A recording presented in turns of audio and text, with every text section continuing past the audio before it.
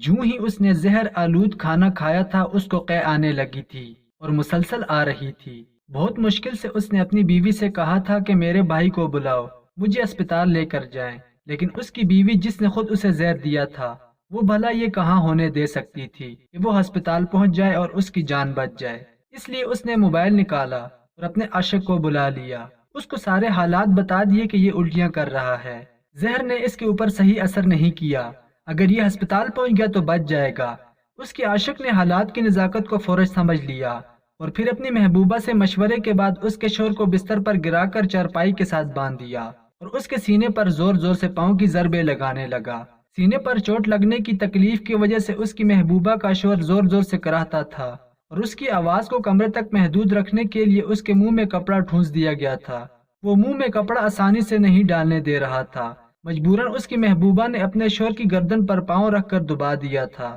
جس سے سانس رکنے کی وجہ سے اس کا منہ خود بخود کھل گیا تھا اور کھلے منہ میں آسانی سے کپڑا ڈال دیا گیا تھا۔ اب چونکہ اس کے ہاتھ بندھے ہوئے تھے اس لیے وہ چاہ کر بھی منہ سے کپڑا نہیں نکال سکتا تھا۔ اب کپڑے کی وجہ سے اس کی آواز بالکل گھٹ کر رہ گئی تھی، جو بمشکل کمرے میں بھی سنائی دیتی تھی۔ ایک بار پھر اس کے سینے پر پاؤں کی مدد سے ضربیں لگانا شروع کر دی گئی تھیں، یہاں تک کہ اس کے منہ اور نازک اعضاء سے خون نکلنے لگا تھا۔ تقریباً 1.5 گھنٹے تک اس کو یوں ہی اذیت ناک انداز سے تکلیف دی جا رہی تھی اور 1.5 گھنٹے بعد اس کی گردن ایک طرف کو لڑک گئی تھی، جس سے یہ اندازہ لگایا گیا تھا کہ اب اس کی موت واقع ہو چکی ہے۔ اس لیے اس کو چھوڑ کر انہوں نے اپنے جسم کی ہوس مٹانا شروع کر دی تھی۔ اپنی ہوس مٹا کر جب وہ لوگ فارغ ہوئے تو اس وقت انہوں نے فیصلہ کیا کہ میت کے کپڑے تبدیل کر دیے جائیں، اس کے جسم سے نکلنے والے خون کو صاف کر دیا جائے تاکہ کسی کو شک نہ ہو۔ خاتون نے اپنے شوہر کے کپڑے نکالے، اپنے عاشق کی مدد سے اس کو جس طرح کس کر باندھ دیا گیا تھا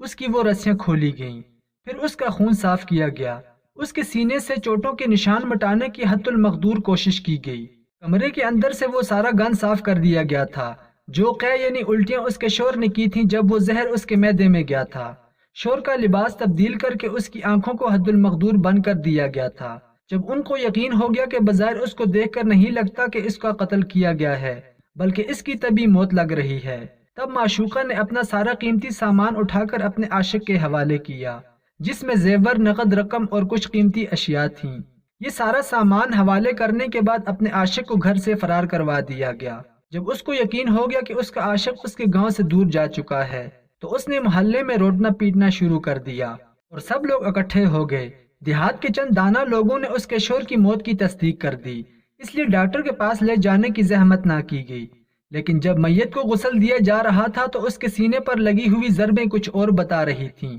مر جانے والے انسان کے بھائیوں کو شک گزرا تو انہوں نے پولیس کو اطلاع کر دی۔ پولیس نے آ کر لاش کا جائزہ لیا تو اندازہ ہو گیا کہ یہ انتہائی منظم طریقے سے شاطرانہ انداز میں کیا گیا قتل ہے، اس لیے انہوں نے لاش کو تحویل میں لے کر پوسٹ مارٹم کے لیے بھیج دیا اور مر جانے والے کی بیوی اور کچھ اور قریبی رشتہ داروں کو شک کی بنا پر گرفتار بھی کر لیا گیا۔ جب تک لاش کا پوسٹ مارٹم ہو کر آیا تب تک پولیس نے اپنی تفتیش تقریباً مکمل کر لی تھی۔ ان کی بیوی قتل کا اعتراف کر چکی تھی اور ساتھ ہی اس نے اپنے عاشق کے متعلق بھی بتا دیا تھا کہ وہ کہاں رہتا ہے اور کس فیکٹری میں کام کرتا ہے، لیکن جب اس کے بتائے گئے ایڈریس پر جا کر پتہ کیا گیا تو معلوم ہوا کہ یہاں تو کبھی اس نام کا کوئی انسان رہا ہی نہیں ہے، نہ ہی کبھی اس فیکٹری میں کام کیا ہے۔ جب اس پڑوس کی مختلف فیکٹری میں جا کر اس کا حلیہ وغیرہ بتایا گیا تو ایک فیکٹری سے کچھ اشارے مل گئے، مگر وہاں بھی کسی نے اس کے بائی گھر کے متعلق نہ معلومات لی تھیں، نہ ہی اس نے کبھی کسی کو سیدھا بتایا تھا،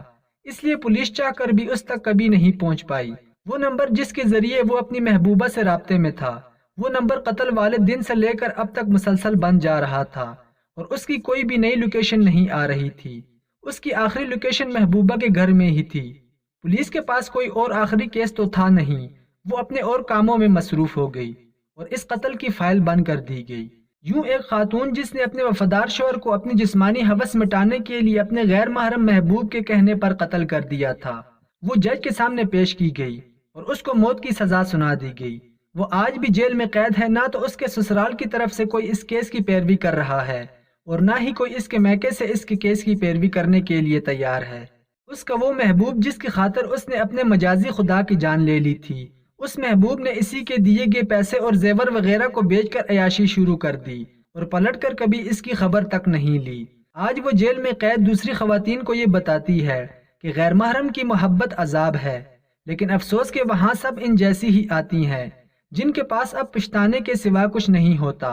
اور وہاں ایسی کوئی نہیں ہوتی جس کے پاس اتنا موقع ہو کہ وہ اس کی نصیحت پر عمل کر سکے۔ جیل کے اندر جہاں 6 لوگوں کو قید کرنے کی جگہ ہے، وہاں 20 خواتین کو ڈالا گیا ہوتا ہے۔ وہاں وہ سانس کی مریضہ ہو چکی ہے۔ اس نے کئی بار رحم کی اپیل کی ہے، لیکن نہ تو اس کی اپیل منظور ہوئی ہے اور نہ ہی اسے کبھی ضمانت ملی ہے، بلکہ جب کبھی وہ گڑ گڑا کر جج صاحبان کو کہتی ہے کہ میرے حال پر رحم کر دو، تو جج صاحبان اسے کہتے ہیں کہ تو اسی رحم کے قابل ہے جو رحم تو نے اپنے شوہر پر کیا تھا۔ ہم تجھ پر نہیں، اس مقتول پر رحم کریں گے جس کو رحم کی بھیک مانگنے کا موقع بھی نہیں ملا تھا۔ جج صاحب کا اپنی توقع کے مطابق جواب سن کر وہ پھر بیٹھ کر رونے لگتی ہے، لیکن اب اس کے آنسو پر بھی کسی کو کوئی ترس نہیں آتا۔ افسوس کہ یہ آنسو ہمیشہ بہتے رہیں گے، لیکن پھر بھی شاید اس کی توبہ قبول نہیں ہوگی۔ اس کہانی کے ذریعے میں اپنے قارئین کو یہ سبق دینا چاہتا ہوں، خاص کر خواتین کو، کہ بے شک بھلے ہی آپ اپنے شوہر سے خوش نہ ہوں، وہ آپ کی امیدوں پر پورا نہ اترتا ہو،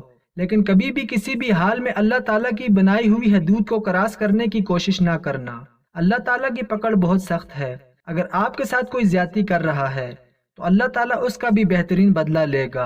اور آپ کو اس کی بہترین جزا بھی دے گا، لیکن اگر آپ خود خدا بننے کی کوشش کرو گے تو اللہ تعالیٰ کے عذاب میں مبتلا ہو جاؤ گے۔